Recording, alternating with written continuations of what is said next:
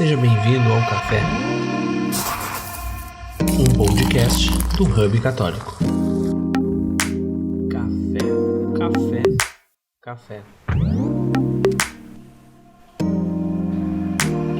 Olá, amigos! Estamos começando mais uma vez o Café, esse nosso humilde podcast aqui, para falar com alguns católicos que certamente vocês conhecem muito mais que a gente, inclusive, porque eles têm projetos pesados. Mas antes de apresentar o nosso convidado, eu tenho que dizer que eu estou aqui com meu sempre colega Alan Carrion. Muito bem-vindo, Alan. Fala, Thiago. Muito bom estar aqui contigo. É mais uma gravação de podcast. Hoje uma honra dupla, né? Primeiro porque o nosso convidado partilha do nosso mesmo sentimento louco, né, Thiago? De torcer pro Internacional. E segundo que é uma honra falar com um cara que desconstruiu 2 vezes o cara que destruiu a educação brasileira.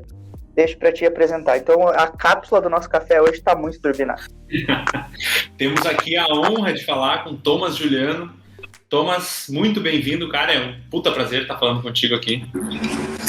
Prazer. Aqui só um parênteses antes de eu falar prazer. Aqui eu moro em Garibaldi e é uma cidade exportadora. Vocês acham que conhecem. E eu moro na avenida principal. Então, em alguns momentos, se caso tenha muito barulho, alguma coisa assim, eu paro e repito, sem nenhum problema. Não tem muito. Então, prazer estar aqui. Obrigado pelo convite e espero somar a esta grande conversação que é, de fato, como nos ensina Michael Oakeshott, né? Um caminho imprescindível. Cara, a gente sempre começa com uma pergunta, ao invés de dar uma de Marília Gabriela e apresentar o convidado, a gente pergunta para o convidado. Thomas, quem é o Thomas? Então, para as pessoas que dificilmente vai ter alguém que não te conheça aqui, mas para as pessoas que não te conhecem, quem é o Thomas, o que o Thomas faz, a família do Thomas, a história do Thomas, parte daí contigo. Perfeito. Bem, meu nome é Thomas Juliano Ferreira dos Santos, sou pai da Helena, estou aí esperando o nascimento do meu segundo filho. Estamos aí na 9ª semana de gestação. Sou professor de história, escritor, pesquisador, apaixonado pela história brasileira. E a minha vida se concentra nesses alicerces. Na minha família, filhos, Luísa, na história brasileira e nesse chamado vocacional que eu não atribuo essencialmente ao acaso, muito pelo contrário, à providência. Então esses são os meus alicerces, assim, eu acho que isso me sintetiza. Perfeito, e parabéns, cara. Pai pela segunda vez. Feliz. A minha pequena tem 1 ano e 3 meses e já estamos aí felizes. Já tenho um irmão ou uma irmã. Estamos bem animados mesmo. E é aquele furacão, né? Criança, pequena. Eu acho que você tem um filho pequeno também, né, Thiago? Tem uma guriazinha. E estamos esperando o outro mais ou menos ao mesmo tempo de vocês agora. Fantástico. Então é um tsunami. É um tsunami. Porque tem todo o fluxo gestacional e nem sempre se nota o sacrifício e o trabalho do homem nessa relação, né? Porque, veja, né? Tem a pequena, com todo o processo de dependência, de necessidades, tem a gestante e tem, com todas as suas necessidades, o sono a mais, enfim, todas essas variáveis. E temos, claro, o bebê que está ali no forno, né? Que também exige toda uma série de cuidados. E o resto da vida toda que segue acontecendo, né? E segue acontecendo, exatamente, porque o trabalho não para. Eu trabalho muito antes de pandemia, já trabalhava em casa. Então, assim, é a vida acontecendo e essas circunstâncias se somam, né? E o Inter, que ainda foi mencionado, ainda não colabora, né?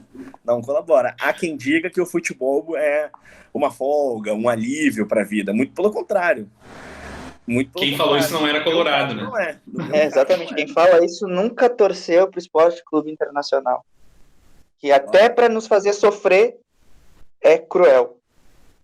Quando nos faz feliz é cruel. E quando nos faz sofrer é mais cruel aí. É um negócio incrível. É incrível. Mas, primeiramente, um prazer poder falar contigo, Thomas. Acompanho muito o teu trabalho e é uma honra assim, estar aqui. E, como a gente costuma falar, a gente gosta de fazer algumas perguntas mais diferentes. E é um podcast católico, mas que antes da gente entrar na parte católica da conversa, a gente gosta de saber a parte profissional, porque é um café entre pessoas que falam do cotidiano. E a gente quer saber como que surgiu, né, esse gosto pela história, né, desde a escola, sempre se gostou de pesquisar, e a leitura, tudo mais. Já nasceu desde pequeno, tu foi desenvolvendo com o tempo? Bem, eu digo que nasceu em um processo bem heterogêneo, porque circunstâncias se somaram. Eu fui um feliz aluno da professora Eni, na minha 4ª série, e a professora Eni, na aula de estudos sociais, ela me apresentou o descobrimento do Brasil, que naquele momento completaria 500 anos. E eu fiquei fascinado por esse desbravar marítimo, com toda aquela especulação imaginária de uma criança. Eu imaginava esses homens corsários marítimos, piratas. Eu imaginava um Peru Vaz de Caminha muito diferente do Peru Vaz de Caminha que anos depois eu descobri. E então eu fiquei encantado com esse momento da história brasileira. E a partir desse meu encantamento, eu, por uma característica humana, sempre gostei de colecionar materiais. Então, por exemplo, nessa mesma época, quando eu descobri esse fragmento da história brasileira, eu já colecionava álbuns de figurinhas, seja do Campeonato Brasileiro, Pokémon, Dragon Ball Z. Então, nesse meu contexto, descobri esse fragmento da história brasileira e comecei a colecionar vários materiais, que na época eram publicados pela Zero Hora, jornal aqui do Rio Grande do Sul. E eu comecei a colecionar materiais sobre esse descobrimento brasileiro. E eu fiquei encantado e desde então, ainda que eu não soubesse, o Brasil já era a minha matéria-prima de vida, minha matéria-prima intelectual, era assim, a fonte das minhas indagações e das minhas ânsias intelectuais. Então, sempre gostei de estudar a história brasileira, sempre gostei, isso desde pequeno.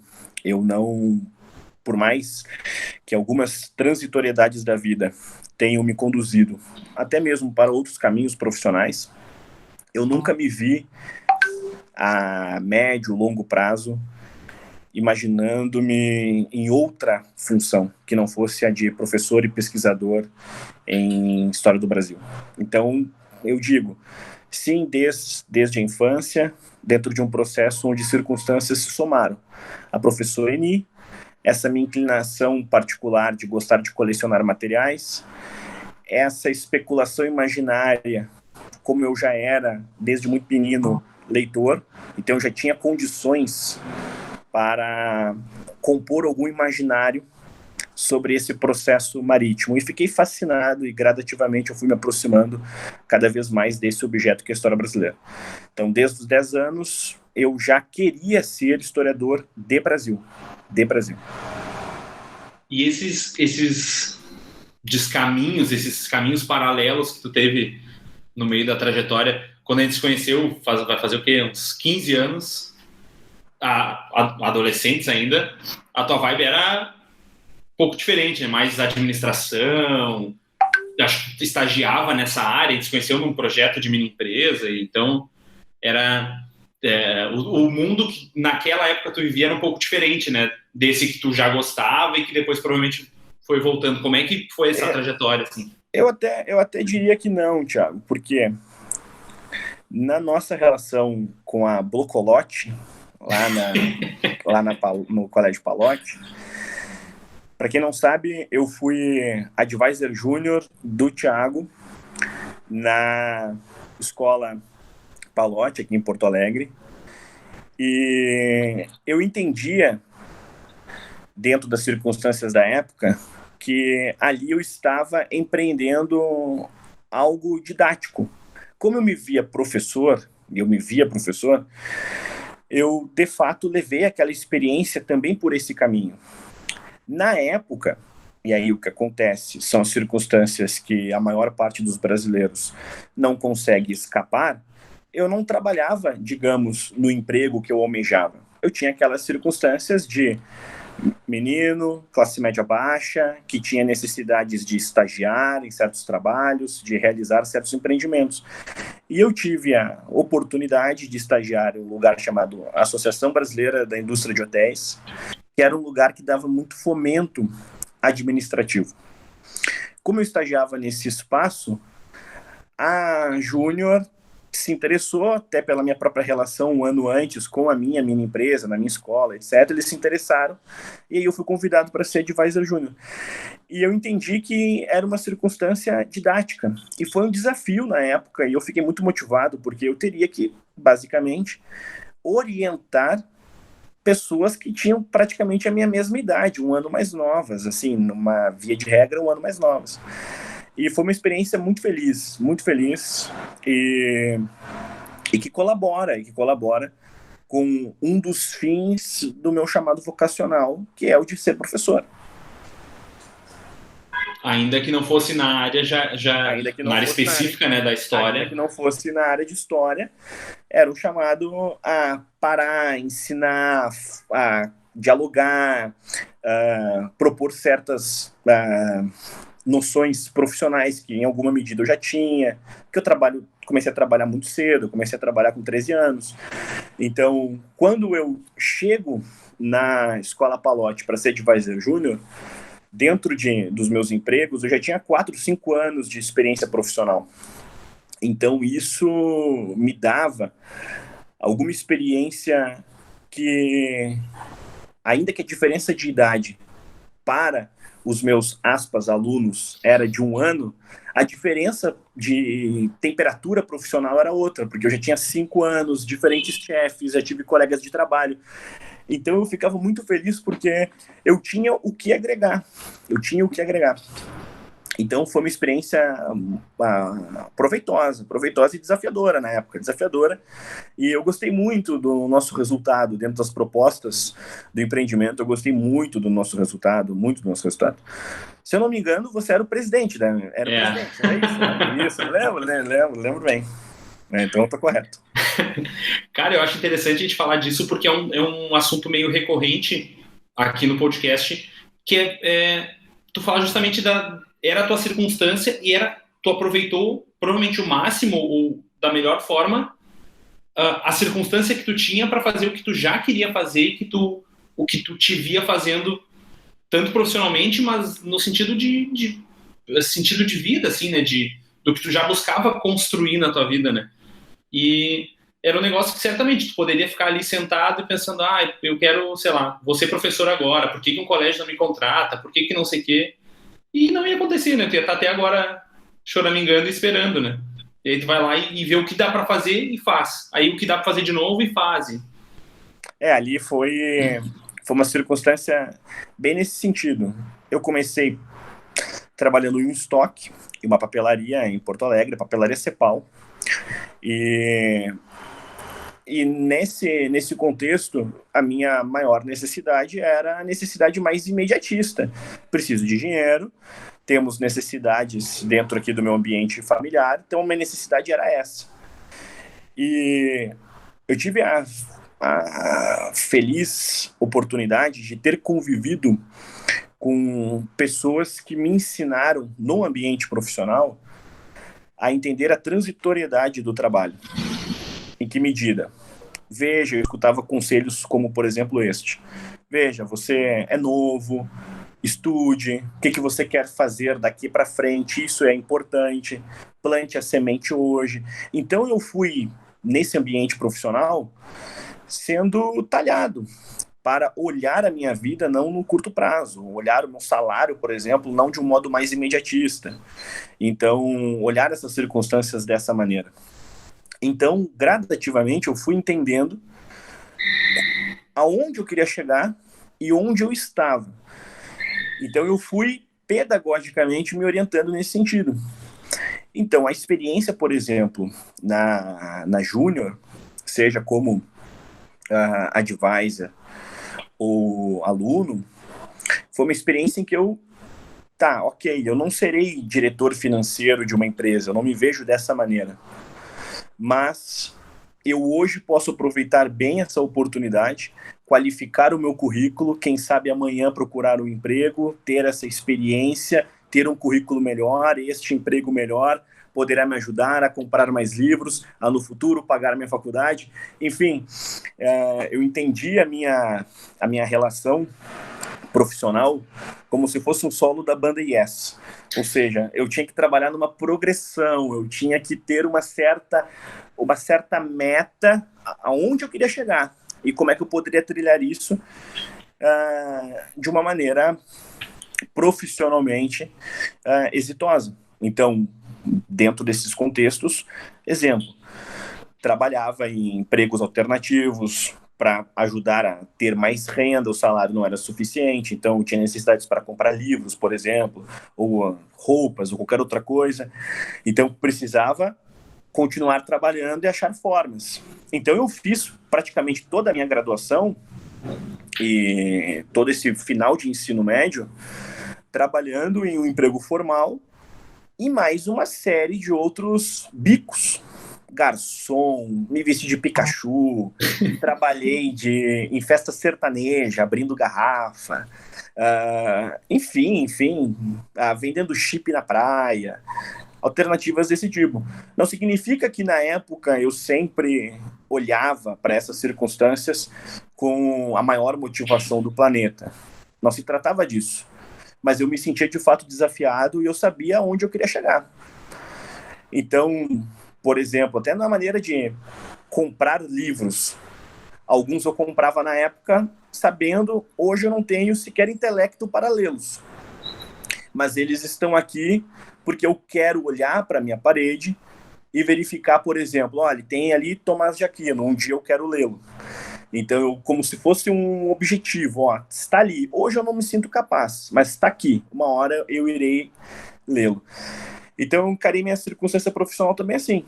Muitas vezes com todos os desconfortos, dos mais diversos, mas, onde eu quero chegar. E aí foi assim. Em resumo, foi assim. Aí a pergunta que fiquei pensando durante toda a tua fala é: ele se forma como um ser humano profissional, olha para a sua história, vê as suas circunstâncias, age em cima delas. E no momento que tu te transformas em um professor, tu olhas para trás, vê toda a tua bagagem intelectual, vê tudo que tu passastes na tua vida até chegares aonde tu chegastes, e aí tu olha e tu vê o que fizeram com a educação do Brasil. Qual foi o momento, digamos assim, aquele estalo na tua cabeça que passas a te ver como um escritor e realmente assim desconstrói o que para muitos é um mito intocável, como é Paulo Freire na educação? Imagina eu dentro de um ambiente universitário, num curso de jornalismo, se um professor meu me ouve agora falando mal de Paulo Freire, eu sou convidado a me retirar da faculdade. Como que deu esse estalo na tua cabeça e compreender que o mal que esse cara causou para a educação, tu como um professor já, que te impulsionou a escrever Desconstruindo Paulo Freire? Perfeito. Primeiro, vale a pena só contextualizar, eu não fui, digamos, um aluno ideal. Fui bagunceiro, colecionei ocorrências, suspensões. Apesar de não ser um tipo de aluno desrespeitoso com o professor, isso não significa que eu não transformava o espaço de sala de aula em um lugar desafiador para os mesmos.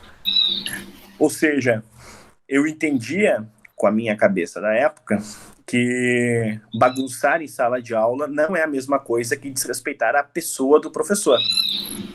Então, eu não fui, digamos, em uma série de matérias, um aluno ideal. Porém, eu sempre fui um aluno leitor, interessado, e que sempre gostei de estudar. mas de estudar aquilo que, de fato, eu predeterminava como ideal.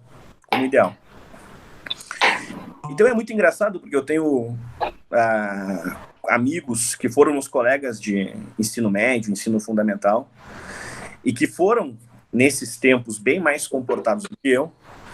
E hoje eu sou um professor, escritor, etc. E eles têm aquele parâmetro de terem me conhecido em circunstâncias muito diferentes, muito diferentes. Isso é sensacional.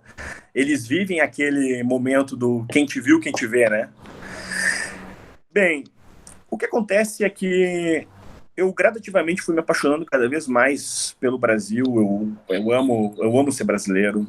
Eu me sinto honrado por ser brasileiro. Estou honrado por ser brasileiro.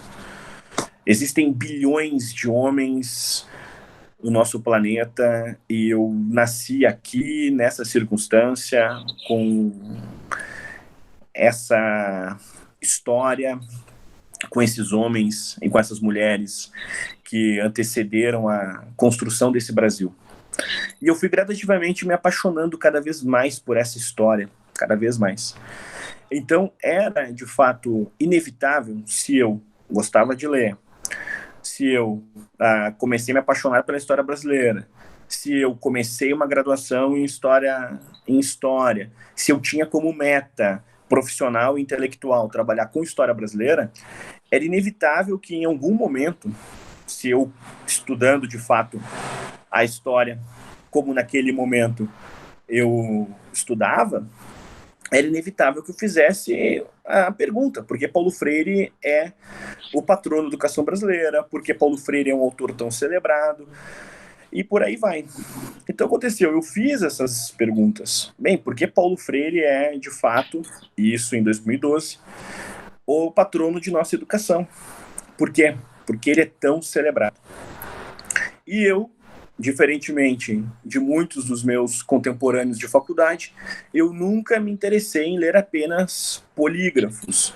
Eu sempre gostei de ler os livros por inteiro, eu sempre gostei de ter uma biblioteca, independentemente se eu concordo ou não concordo com o autor, eu sempre quis ter uma biblioteca com os mais diferentes tipos textuais.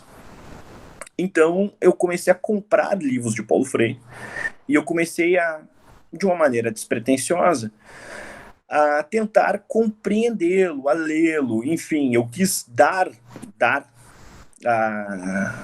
direito, digamos, a fala para esse autor que, como eu volto a dizer, muito celebrado, isso em 2012, alçado a patrona da nossa educação.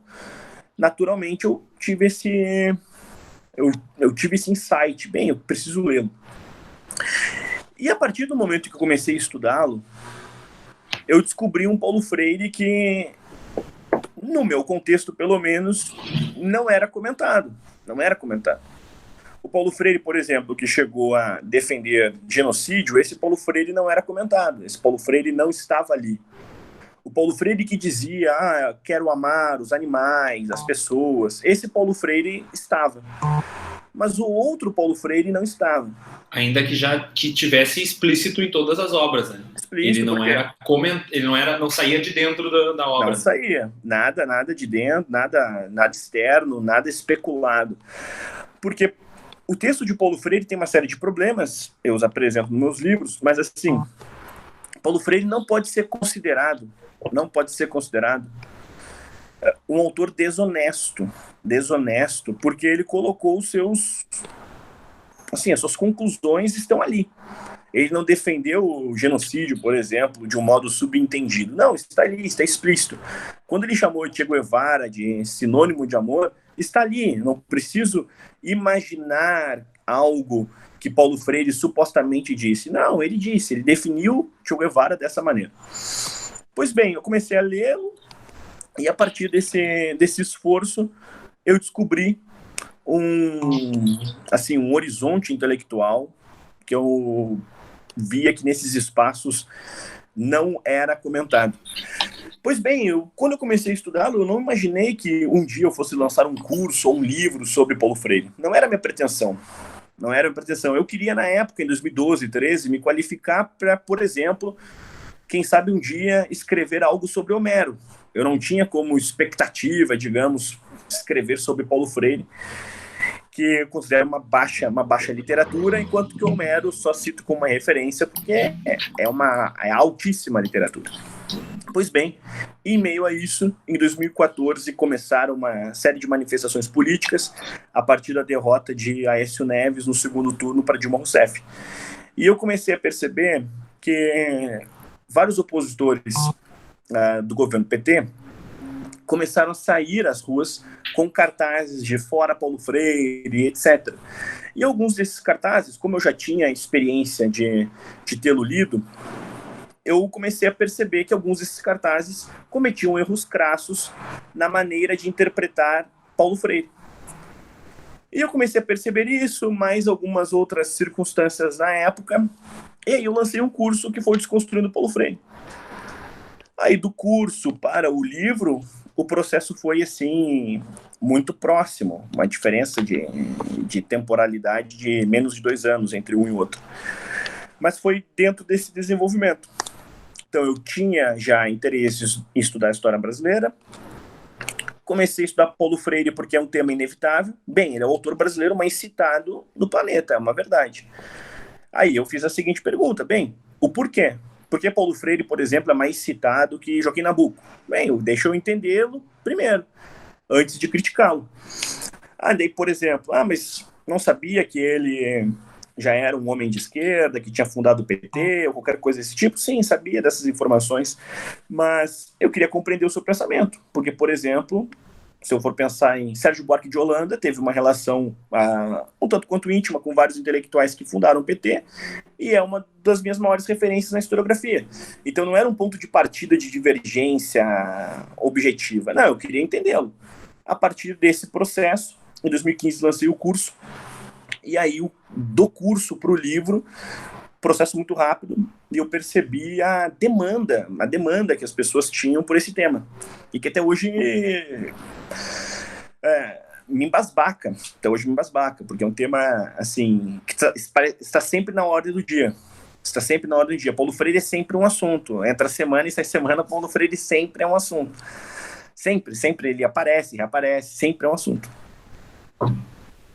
Cara, eu queria, antes da gente dar sequência, porque eu acho que dessa parte da tua história para frente vai ter bastante coisa de agora mesmo, assim, né, contemporânea pra gente falar, mas eu queria entender antes o Thomas católico, meio que para fazer um paralelo com essa história profissional e intelectual que tu contou, pra gente chegar junto, o Thomas professor de história, o Thomas católico, e a gente partir daí para tua história mais contemporânea, né? Como é que foi?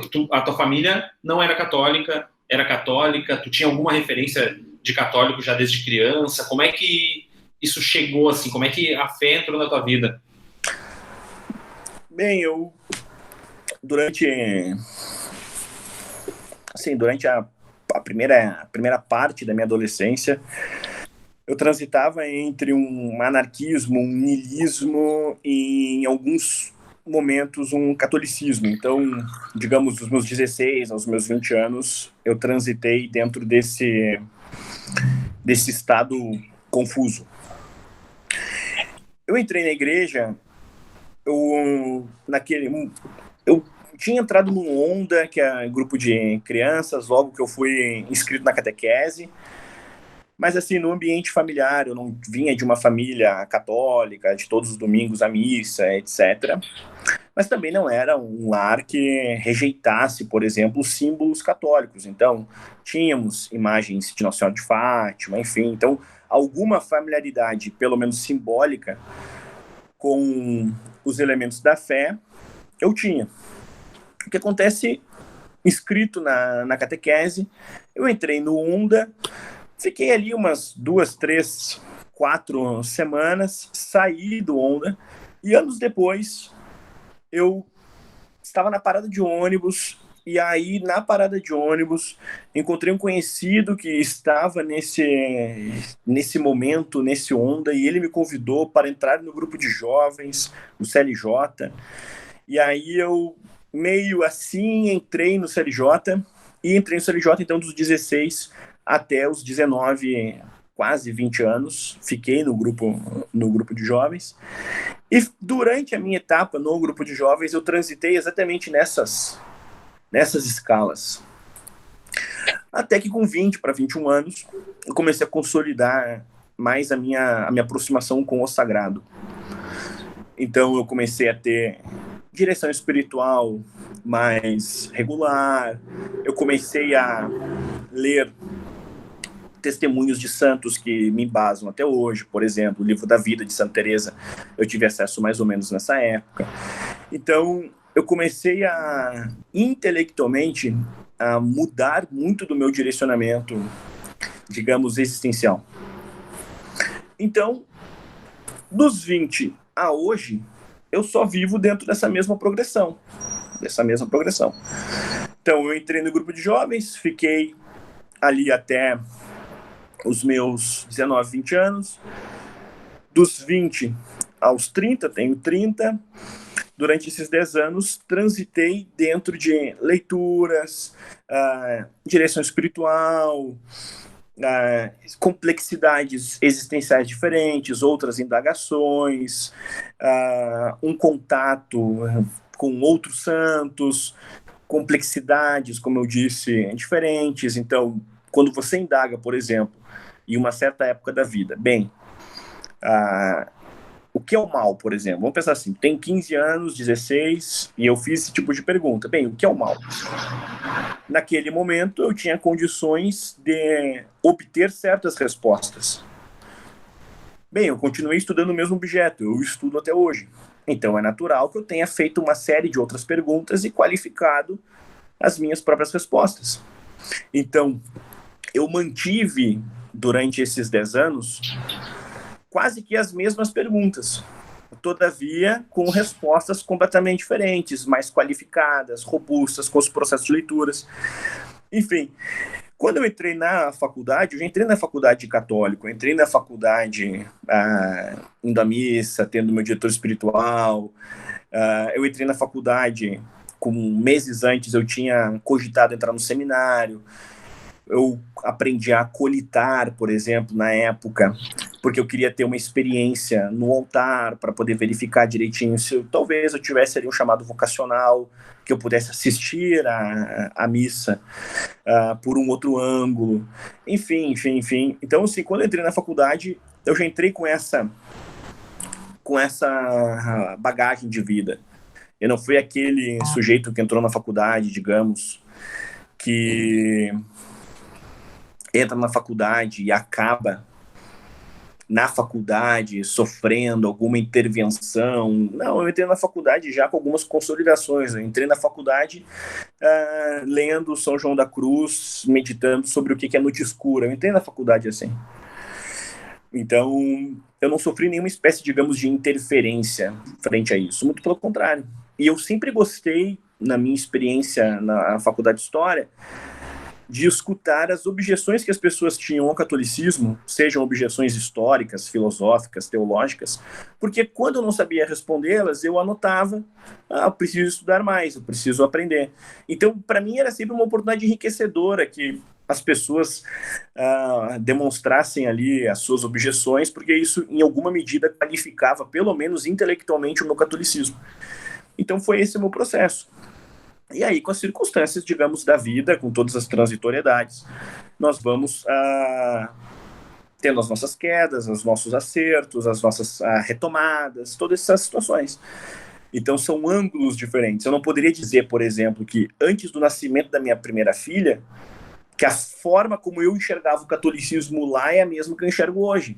Não, porque eu passei por uma experiência que, na minha vida, é uma experiência determinante. Então, isso me redefine, isso me redesloca.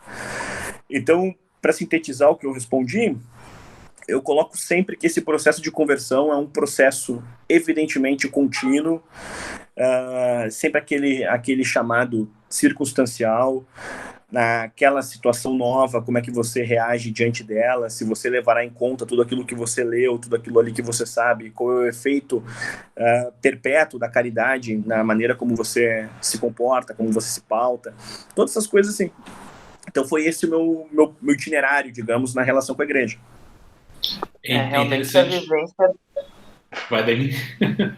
Vou só comentar e tu termina, que é realmente a vivência do ordinário de praticamente todo católico, né, Thomas? Claro, com as suas especificidades de ter uma vida mais voltada à intelectualidade, enquanto outros querem ter uma vida mais mística, digamos assim. Mas é o ordinário católico de conhecer a si mesmo e das suas dúvidas mediante a fé, mediante as tuas leituras, as coisas que tu vai conhecendo, encontrar respostas, né? Eu vejo isso um pouco na minha vida porque eu comecei muito, digamos assim, do contrário. Eu tinha uma página em que eu estava lá falando de Deus e eu não sabia praticamente nada. Então, as perguntas que me faziam pesquisar, e assim foi indo o meu processo. Então, cada um tem a sua vivência, sua individualidade, mas no ordinário vai santificando coisas do dia a dia, vendo coisas que caía, melhorando ali, ajustando ali, com uma leitura, com uma prática espiritual. Acho que isso, para quem está nos ouvindo, é muito importante, para que veja que talvez você aí que está ouvindo tenha uma vida mais ligada à questão mística, à questão, às vezes até sentimentalista, mas não gosto muito de falar nisso, e enquanto outros têm uma vocação mais intelectual. Mas é fundamental que você, no momento que se questiona, no momento que há um questionamento da fé, não pira. Tenta, lê e busca conhecer, porque o conhecimento da fé, como diz na encíclica Fides et Ratio, né, o conhecimento da fé e a verdade que vão te levar ao conhecimento de Deus, que é a verdade, com V maiúsculo. Tiago?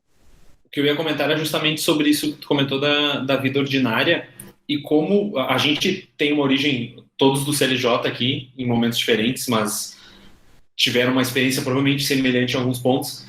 E para mim, pelo menos, e aí queria ver o que vocês pensam também sobre isso, para mim teve uma quebra muito grande na minha percepção da fé no momento em que o CLJ, ou para quem não fez CLJ e fez outro grupo de jovens, no momento que sai da vida, porque lá a gente tem uma percepção de uma fé meio heterogênea, de um negócio meio por etapas. Eu dividia muito a vida, nossa, eu era assim, e aí esse ano eu já sou assim, e depois a gente começa a viver a fé como uma pessoa adulta, de fato, no dia a dia, e missa todo fim de semana, e rezando, tentando rezar todo dia, melhorar todo dia, e tu vê que a fé ela é homogênea, assim, tu melhora um pouco, tu cai um pouco, mas não existe uma quebra, não existe eu era esse e hoje eu já sou outro. É tudo uma construção, né? E quando a gente é adolescente, tá no CLJ, a gente tem essa percepção de que são módulos da nossa vida, né? O que eu vou fazer quando eu sair do grupo de jovens?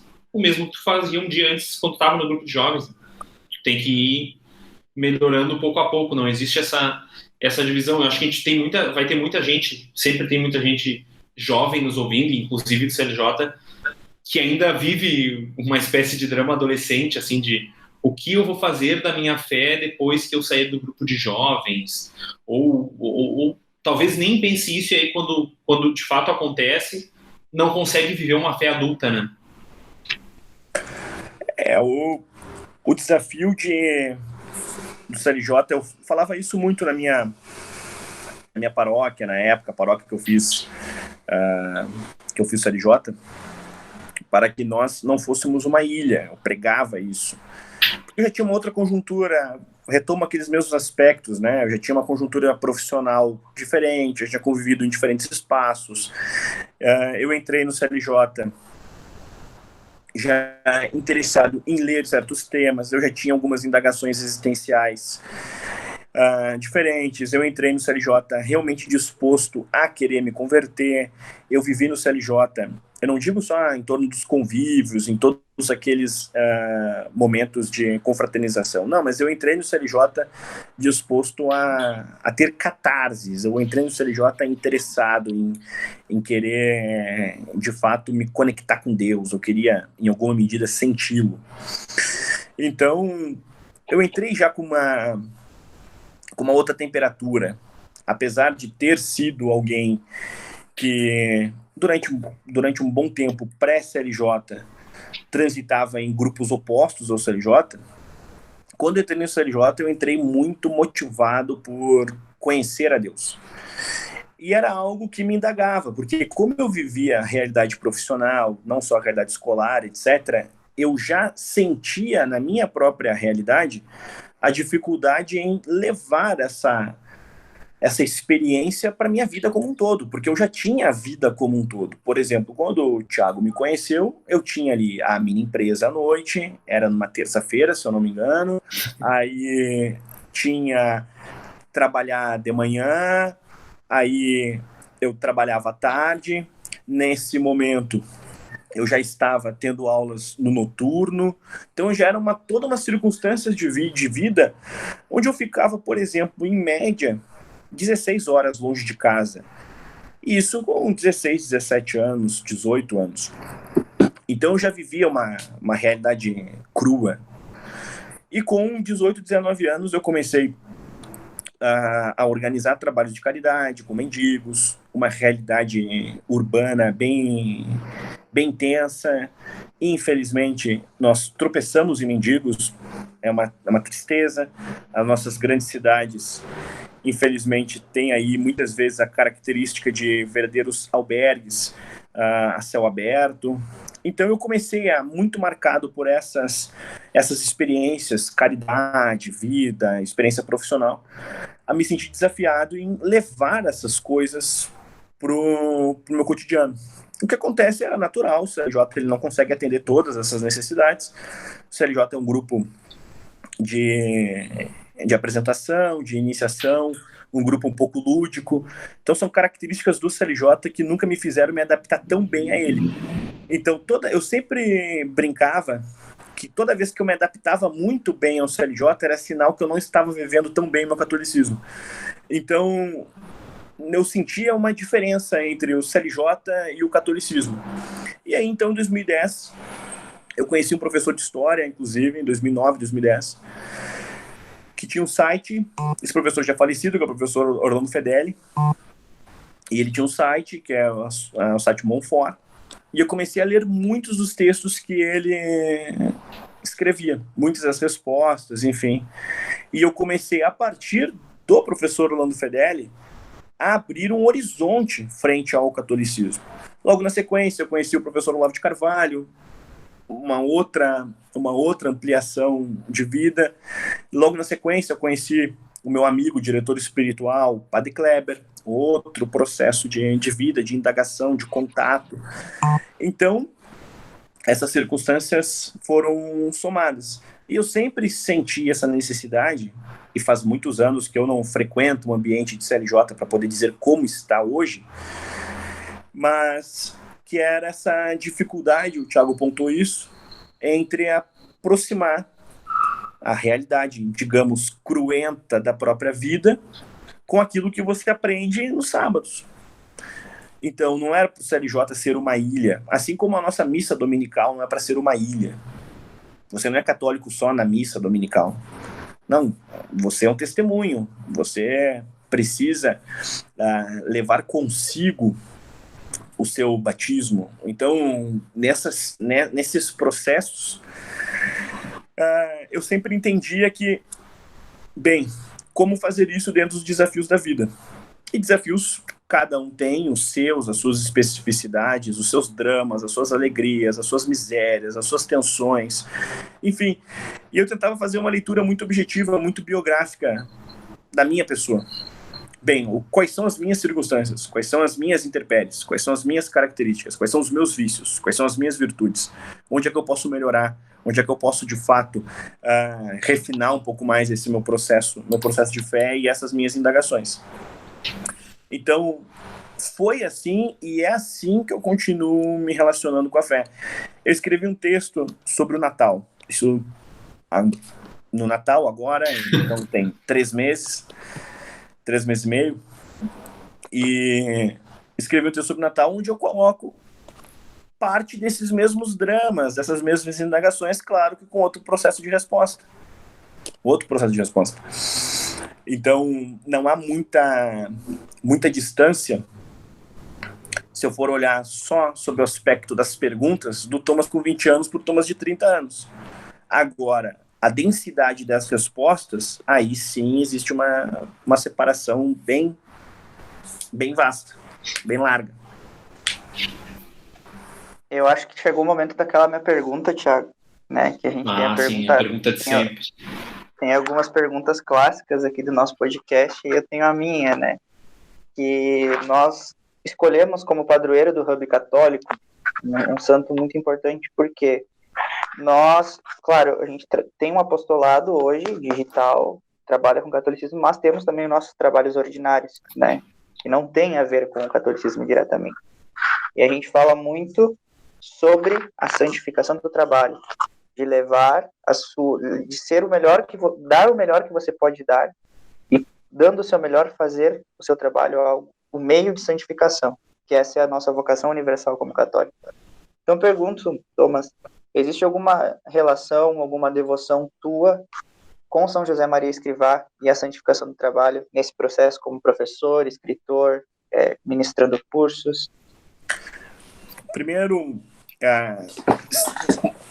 eu responderia de maneira imediatista muita, mas seria muita pretensão, muita. Então é sinal que você vive seu trabalho da forma mais elevada possível, enfim, né? Eu respondo que há muito esforço em valorizar esse ensinamento e essa máxima aprendida na própria figura histórica de São José.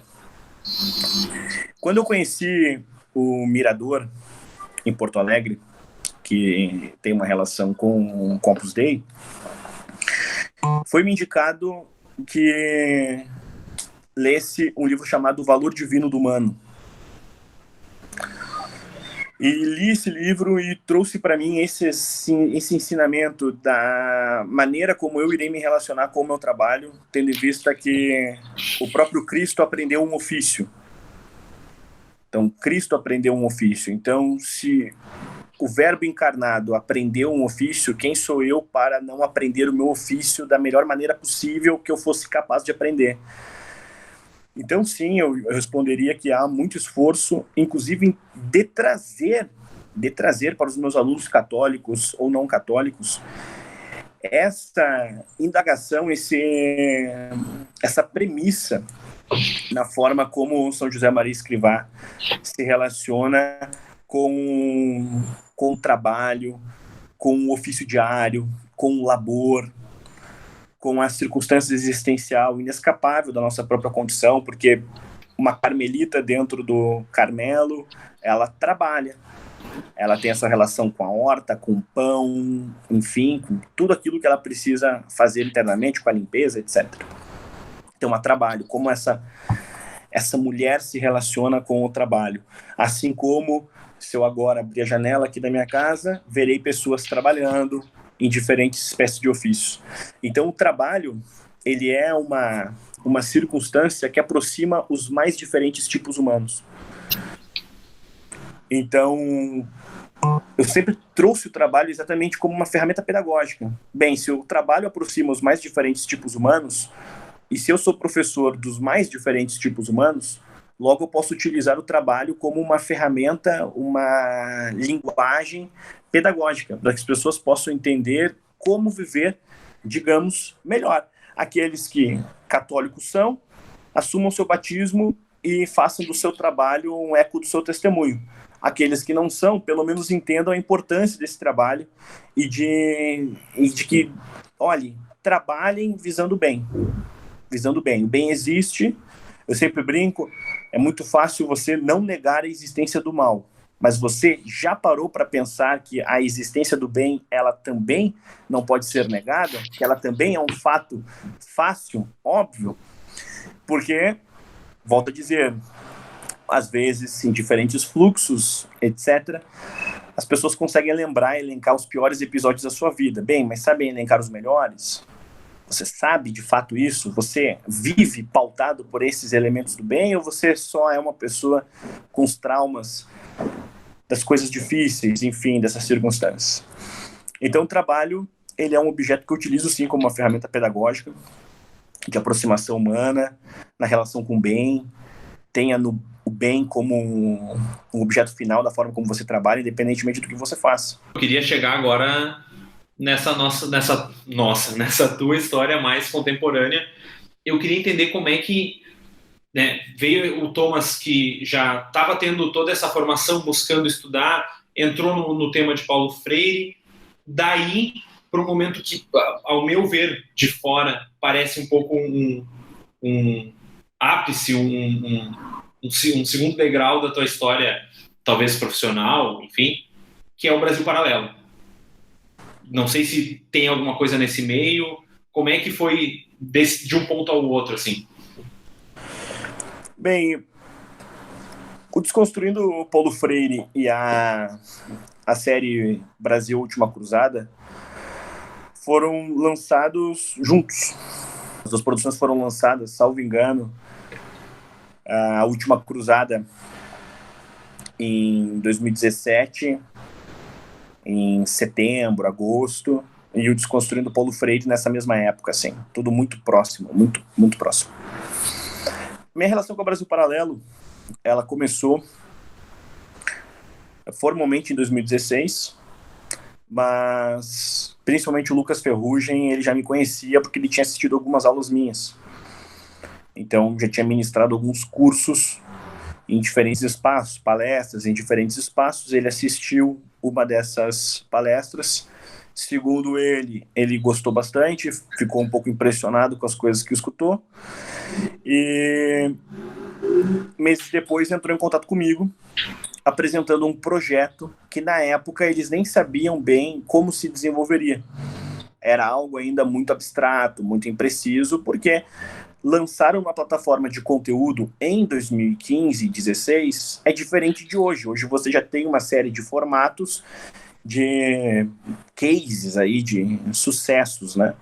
Mas na época, em 2015, 2016, no molde Brasil Paralelo, não existia nada. Então, o que aconteceu em 2016, o Lucas, ele entrou em contato comigo e marcamos uma entrevista. E eu acabei tendo a honra de ser a primeira pessoa que eles entrevistaram na história do projeto. Só a primeira pessoa que eles entrevistaram, eles não tinham... Nós já contamos essa história algumas vezes, eles não tinham sequer câmera reserva, bateria reserva. Tecnologicamente, nem parece que nós estamos falando da mesma empresa. Eles foram na minha casa, eles não tinham nenhum script pré-determinado, uma entrevista um pouco orgânica.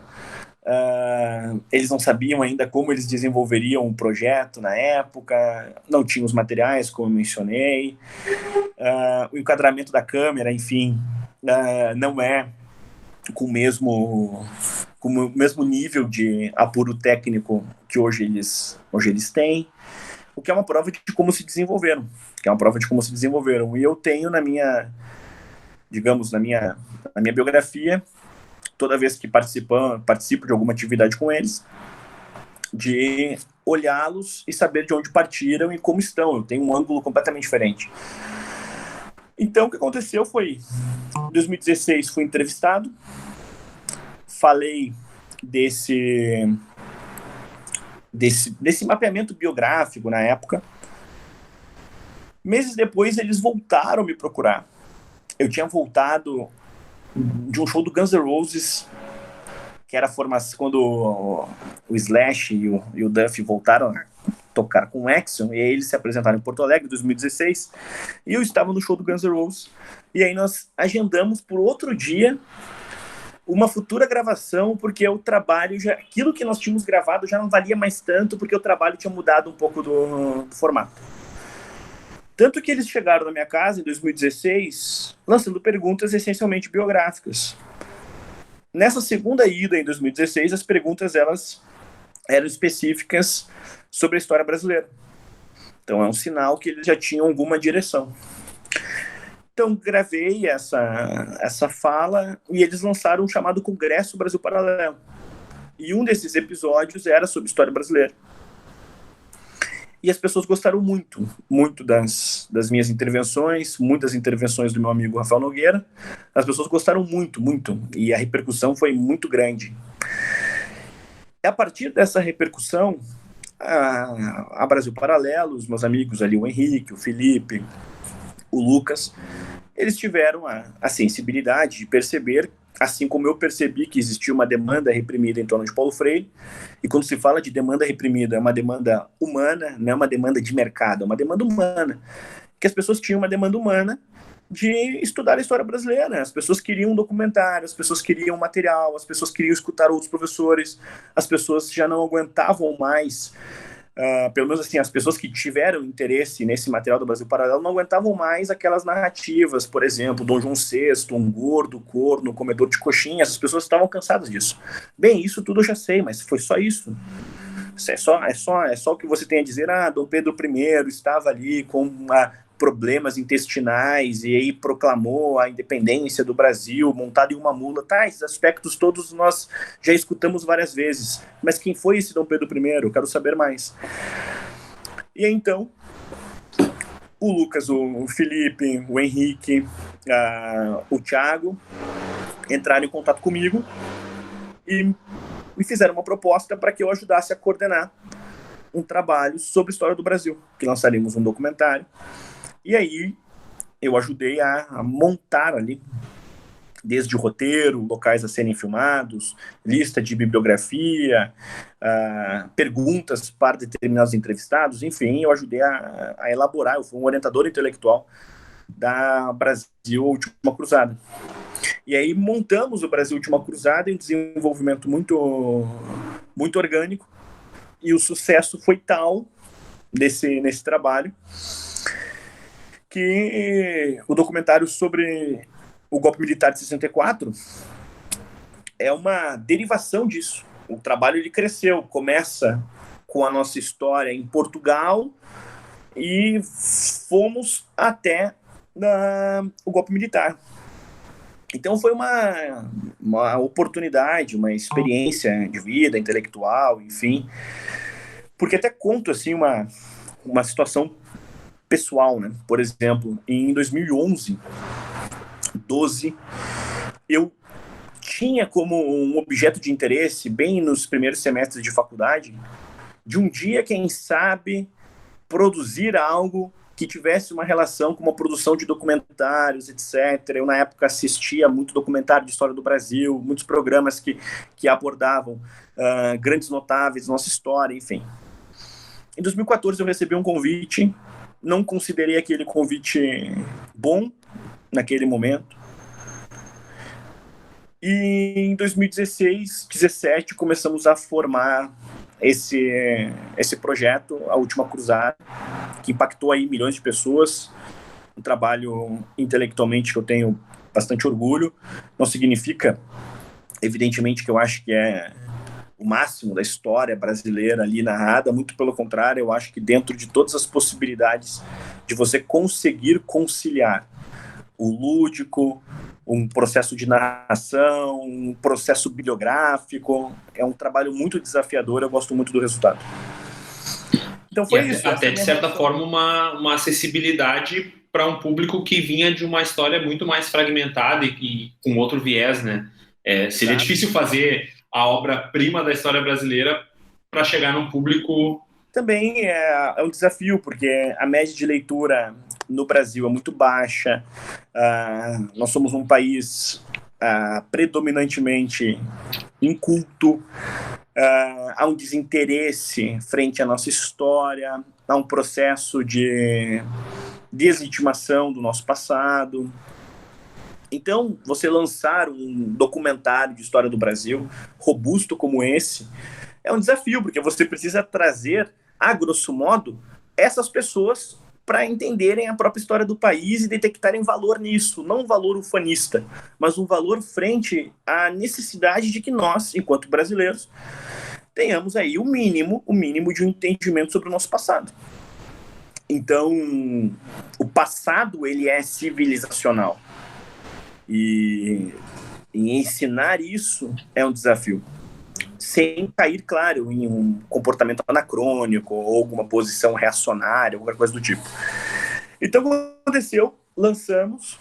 E aí tem situações muito engraçadas. Por exemplo, o documentário, o episódio de 64, assim como o episódio sobre o Getúlio Vargas, foram para o cinema. Então é muito engraçado, né? Que eu até brinco de vez em quando que eu já apareci em 2 filmes, né? Eu apareci no cinema 2 vezes. Então foi esse processo, foi assim que se desenvolveu a nossa relação. E desde então, cursos, um processo de amizade, desenvolvimento humano. É muito bom, eu os conheci aí há 5 anos, quase 6, e eu consigo acompanhá-los, o quanto que eles desenvolveram intelectualmente, os seus objetos de estudo, o trabalho em si. Isso é muito bom, porque em 2016 eu já tinha lançado o Desconstruindo Paulo Freire, eu já tinha meu site, eu tinha meus cursos, eu já tinha um ambiente.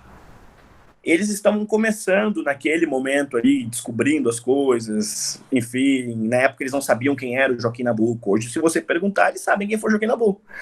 Então, tudo isso eu pude acompanhar de um modo, assim, humanamente muito especial, muito especial. É bom você ver as pessoas descobrindo a própria história, se apaixonando por essa história e onde você colaborou com esse tipo de contato, né?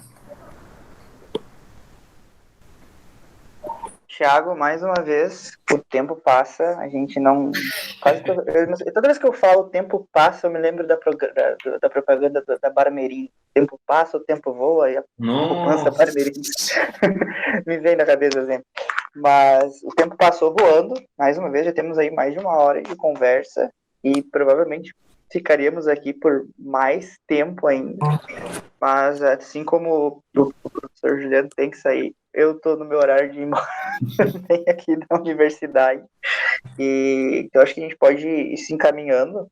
E eu queria perguntar, por uma pergunta final para o professor Juliano, o seguinte: planejamento para o futuro, quais são as próximas obras, os próximos cursos, aquilo que tu quer lançar, o que vem por aí, que tu pode contar pro nosso público? Cara, eu não ia deixar tu terminar sem perguntar sobre a gramática pro professor. Eu tô bem curioso para saber, tô esperando ansiosamente isso aí. Olha, eu sempre brinco, né? Caso eu esteja vivo, são essas as minhas pretensões intelectuais. Eu tenho que continuar aqui no labor diário para concluir a nossa gramática, a gramática da civilização brasileira. Um trabalho denso, assim, historiograficamente muito rico, do seu ponto de vista da pesquisa. Estamos aí somados os artigos, enfim, tratando de mais de 1.000 livros consultados, arquivos os mais diversos, fontes primárias, desde cartas de alforria, jornais do século XIX. Então é um trabalho intelectualmente, do seu ponto de vista da pesquisa, muito rico. Se a gramática será boa ou não, aí cabe o desafio do escritor transformá-la em algo intelectualmente bom. Mas não há falta de esforço, suor, labor. Usando uma linguagem do futebol, é como aquele jogador que deu tudo de si dentro de campo. Se vai ganhar ou não é uma outra coisa, mas deu tudo de si. Então, meu projeto, digamos, meu projeto livresco é a gramática. Este ano, eu vou lançar 2 cursos, um sobre a história da escravidão no Brasil, que é o tema que eu mais me dedico na minha vida, e o outro sobre Machado de Assis, escritor que eu tenho predileção, que eu já trabalho com ele há alguns anos. Eu tenho um grupo de estudos, que também é sempre um ambiente contínuo de preocupação. Então, assim, existem coisas que estão hoje na minha realidade e que continuarão na minha realidade em dezembro, ano que vem. Dentre estas, o meu próprio grupo de estudos. Um grupo de estudos fechado, enfim, nós nos reunimos uma vez por semana. Na semana passada, analisamos um autor que, para muitos, é o fundador da língua no Brasil, no sentido do recorte da prosa romântica, que foi o Teixeira de Souza. Agora, na próxima semana, analisaremos a Cecília Meirelles. Então, eu tenho esse meu grupo de estudos, eu tenho entregar a gramática, tenho outros empreendimentos. Eu iniciei agora um trabalho editorial que eu tenho bastante orgulho, que é o projeto do Clube Rebouças. Então, assim, eu estou aí em múltiplas atividades, além da bebê e da gestação. Então, em meio a tudo isso, caso eu esteja vivo, em dezembro, pelo menos, a gramática estará aí pronta nas mãos dos leitores. Eu sei que o Thiago é um desses leitores. Então, estou trabalhando para isso. Muito bom. E agora, assim, tem duas coisas que eu quero falar antes de terminar. Uma pergunta para fazer sofrer, mas para descontrair, na verdade. E eu queria que você contasse um pouquinho do Tá Acontecendo. Porque é algo que, sim, no mundo ao adulto, quando a gente tá lá pertinho de ser campeão, eu me lembro que muitas coisas, tipo, o Inter ganhava um jogo, todo mundo tá acontecendo. Conta um pouquinho pra nós o que é esse Tá Acontecendo. Olha, eu realmente, o que aconteceu foi assim, de brincadeira, eu já usava essa expressão há muito tempo. Eu gosto muito de jogar futebol, por exemplo. E aí falava, dependendo do tipo de lance, do tipo de movimento, assim, drible, enfim, né?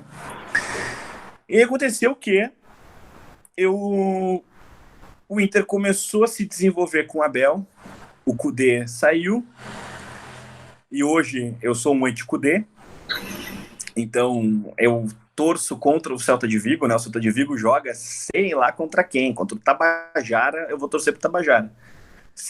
O time que o Kudê treinar e o Grêmio, eu torço pro Grêmio. Então, assim, quando o Kudê saiu e a circunstância era muito problemática, para quem acompanha futebol, assim, o Internacional já sem o Guerreiro, a referência técnica do time, com a lesão do Bosquilha, com a lesão do Saravia, era improvável, e saiu o treinador. Certo, acabou o ano. Acabou o ano, acabou. E aí o Inter trouxe o Abel, e eu sou, evidentemente, como colorado, apaixonado pelo Abel Braga, né? E aí o Abelão vem, e o Inter começa muito mal. Então era um fato muito estranho, e que era muito difícil naquela circunstância, até o jogo contra o Boca Juniors, o jogo da volta, que algum colorado imaginasse que o Inter fosse disputar o título do jeito que disputou, porque o caminho não era esse. O caminho já era assim, tá, falta algum ponto para não ser rebaixado, como é que vai ser a... Vou desligar o futebol esse ano que vem eu volto. Isso, quantos assim, pontos faltam para os 45? Isso, ou ainda aquela coisa assim, acho que não vai pegar nem vaga na Libertadores. Então o sentimento era esse. Total. Aconteceu o quê? Com o espírito Abel Braga, um treinador místico, o Inter começou a enfileirar vitórias, enfileirar atuações maravilhosas contra, por exemplo, o Palmeiras. O Inter jogou muito bem. O Inter foi vencendo de um modo maduro, de um modo sólido. E nesse desenvolvimento, com essas vitórias, com esses processos, aí eu comecei, de brincadeira, a colocar no Instagram o Inter subindo na tabela. Tá acontecendo. Só que eu não imaginava, eu subestimei a força de adesão ali das pessoas que me seguem. O troço virou um bordão. E aí, depois eu vi até que outras páginas usam essa expressão, mas eu nem sabia disso. Então, assim, virou um Tá Acontecendo geral. E eu comecei a receber... Que foi assim, eu fiz uma piada numa live. E eu fiz uma piada envolvendo camisa de time, que era uma camisa do... Eu tava com uma camisa do Botafogo, vestindo uma camisa do Botafogo, do Garrincha. E aí uma pessoa comentou ali na live: ah, professor, use uma do Vasco. Eu disse: ah, ninguém me deu. Me deu uma camisa do Vasco que eu uso, eu tenho estima pelo Vasco. E aí a pessoa pegou e mandou pra mim no direct: professor, qual é o seu endereço que eu vou te mandar uma camisa do Vasco? E aí eu printei aquilo ali e botei o Tá Acontecendo. E eu comecei a receber uma série de mensagens. Eu ia dizer, os stories seguintes foram uma chuva de camisas de futebol, né? Eu recebi ao todo 29 camisas. Nossa. 29 camisas. Dos clubes dos mais diversos. Náutico, assim, Vasco, Sport, Chapecoense. Então, assim, nessa linha eu printei e botei, tá acontecendo, ganharei a camisa, vou ganhar. E aí eu comecei a receber as perguntas, professor, caso não te dê, aceitaria, caso não te desse, o que você acha, gostaria de ganhar. Aí foi, eu comecei a receber,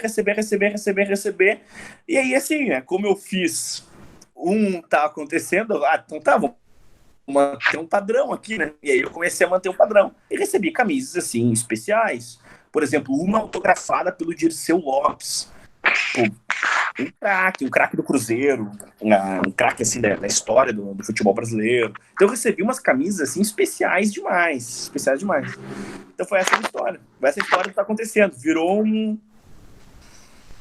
uma imensa brincadeira. E a pergunta para sofrer. Hoje saiu a notícia que nós estamos com 90 milhões de déficit financeiro no clube. Pergunto, qual a perspectiva do amigo pro Colorado esse ano? Olha, quando o Inter caiu, eu disse para os amigos na época, eu disse, olha, a tendência é que o Inter suba ano que vem, mas eu já estou preparado para superar muito tranquilamente os 15 anos de jejum do Grêmio. Porque quando o Inter caiu muito destruído. E nós três somos aí contemporâneos. Quando o Grêmio caiu em 2004, o Grêmio caiu também muito destruído. E só foi se reestruturar de fato agora.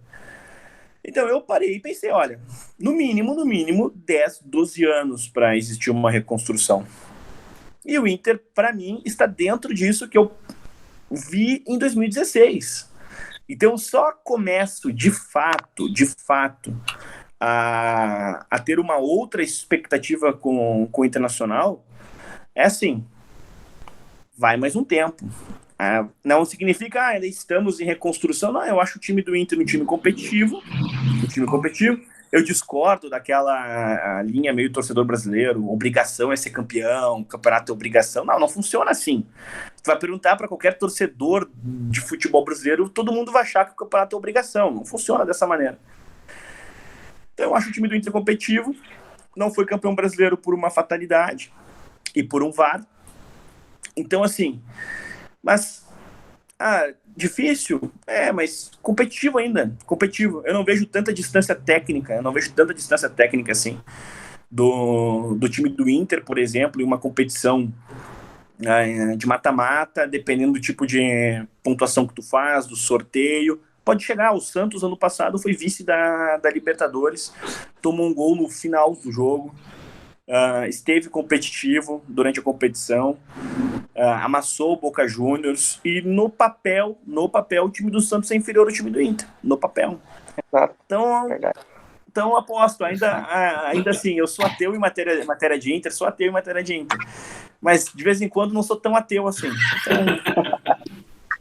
Então, Thiago, viu que entramos pela cafeteria, saímos pelo bar, então poderíamos trocar certamente um momento para tomar uma cerveja junto e falar de futebol, que vai dar bom. Bom, muito obrigado, Thiago, pela tua participação, muito obrigado, professor Thomas Juliano. Nós já terminamos, né, a nossa venda do projeto Jornadas do Hub Católico, mas fique ligado que no início de maio vai ter chance para vocês adquirirem ainda a nossa jornada com os 3 cursos Elementar, Ora et Labora, Filoteia e Forja. Então, fiquem ligados aí. Sigam o Thiago, @tilacerda, o professor Thomas Juliano, @ThomasJuliano, e meu Instagram, Alan Carreon. Muito obrigado, professor. Muito obrigado, Thiago, pelo café. Foi incrível. E quando a gente sempre fala aqui, quando o negócio é bom, o tempo passa e a gente nem sente. Até mais. Até.